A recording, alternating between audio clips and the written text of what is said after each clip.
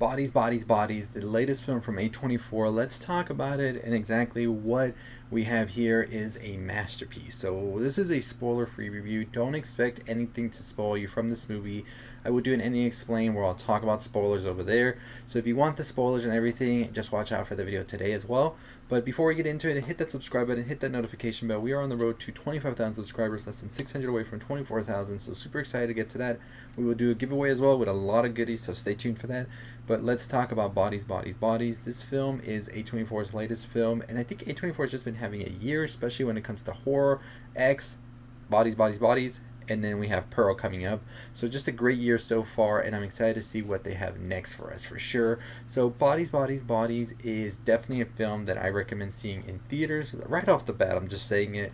I don't really do reviews. I'm going to start doing more, so they might be unorthodox from what you're used to, but I'm here to do what you need. So see it in theaters. It is hilarious. The horror, the thrills, the keeping you on your toes, just wondering what exactly is happening here. So, what exactly is Bodies, Bodies, Bodies? So, the best way I can describe it without making any spoiler comments or any of that is a group of friends get together and they play a game called Bodies, Bodies, Bodies. Imagine how many times I'm going to say bodies in this video. But basically, they go around, they turn off the lights, somebody's a killer, they draw like little papers, and whoever gets like the X is the kill or whatever. And so you turn off the lights, and the killer has to touch someone, and when you get touched, you're killed. So you lay on the floor, and then you pretty much have to yell bodies, bodies, bodies if you come across the person that's dead.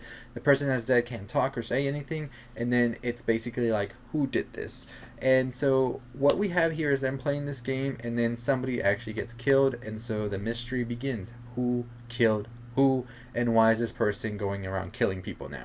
So that's the only thing I'll talk about the story in itself. Besides the whole writing of it being so like amazing, I think that they did such an amazing job for such a film that very much so talks about our society today, and the jokes and everything come from it. And it's kind of easy to write something 2 years prior, and then when it comes out it feels stale, outdated, and you're just like, that's not even funny anymore. But I think that they wrote this in a way where it's still being relevant even today. So I think that that is definitely a big like thumbs up, because you usually see films where jokes and all of that makes sense at the time of writing, but 2 years after, when the movie does eventually come out, after the writing, the pre-production, the production, and post-production happen, the writing feels so outdated. And especially in a society where things move around so quick, it's easy to do that, and I think the film did such an amazing job of keeping up with the times, so definitely kudos for that. The soundtrack on this is very killer as well. I think that they did such an amazing way of curating all of the songs they used, from Slater, Azalea Banks, Charlie XCX, as well as the soundtrack that was made for the film from Disasterpiece, who did other soundtracks such as It Follows. So you know that there was going to be some high quality stuff here, and it definitely suits the way the film progresses and stuff, because it's a film that moves very fast and it doesn't leave you behind either, and it does have a very perfect runtime in my opinion, because by the end of it you're very much so satisfied. You don't feel like it's a bore, you don't feel like you were there sitting for too long, and it just keeps you guessing until the end, like I said. So definitely great stuff right there. The actors as well, all here had great chemistry. Nobody felt like the odd one out, which is usually a case that can happen with a cast that's so close together all the time in the movie. Sometimes one feels like they're being pushed to the side, and it kind of feels a little weird just to see them there.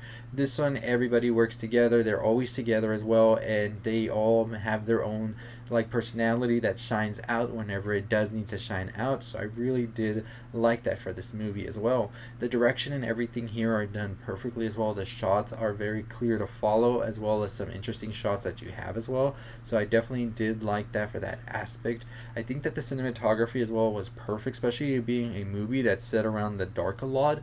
The whole like lighting was great, especially with glow sticks, flashlights, cell phones, natural light, and everything. It didn't feel like this wouldn't be how it would really look like, and it felt more natural as well with those vibes for sure. Overall, like I said, this is definitely a movie worth checking out in theaters. I had a lot of fun with it with the audience I watched it, because you have those moments of reaction, whether it's a joke, whether it's a scare, whether it's just something somebody says during the drama and all of that, and it just very much so feels like a collective watching it together and just appreciating this art that was this movie. Overall, I do recommend seeing this in theaters if you can. This is definitely a 9.5 out of 10 for sure. I do just wanted to see a little bit more of some other characters and maybe give it a little bit more of a longer time frame, like the movie itself, and just sort of like I don't know. I'll definitely talk more about that in my spoiler review because I don't want to get into spoilers for sure here. But like I said, this is definitely worth checking out in theaters. I really enjoyed it. I can't wait to see more from this director as well as the actors involved. And it's a movie I recommend for sure. So let me know your thoughts and opinions if you've watched it or not. And if you're going to watch it, let me know what you think before you watch it and then comment after you watch it. I'd be curious to see your thoughts on it. Like I said, this is a whodunit who's going to keep you guessing to the end. And I was guessing to the end and I wasn't right. So, anyways, let me know your thoughts and opinions on that. But make sure you tune into the ending explained as well if you want more spoilers and all of that. That will be dropping today as well. We had some technical difficulties. We were supposed to drop a ton of videos, but they are going to get pushed till Saturday. So today we will have the ending explained to Bodies, Bodies, Bodies. We will have They, Them, ending explained, and Pray. Tomorrow we will have Pretty Little Liars, the recent episodes, as well as the Sandman show and Bullet Train video. And then Sunday we will have the podcast, but that's going to change next week how that format releases because it won't just be on Sunday. So make sure you tune in for all of that. But as always, that is going to do it for me. If you haven't already subscribed to the channel, hit that subscribe button. We are on the road to 25,000 subscribers. We are so close to 24,000. At 25,000, we will do a giveaway. Can we get to 25,000 before next week? That is a big goal we're going to set to ourselves. So we're going to try and get to that. Check out our podcast as well on the upcoming horror movies that you don't want to miss out in 2022 down below. And we also have a video version on the channel already, so check it out if you can. But as always, that's going to do it for us. Like I said, check out all our other videos on the left. Make sure you're subscribed, that notification bell on, thumbs up, comments. I love the comments. I try to respond to as many as I can over the weekend, so if you comment below, probably respond to you, so make sure you comment your thoughts and opinions. But as always, that is going to do it for me. I'll see all of you next time. Stay safe, stay positive.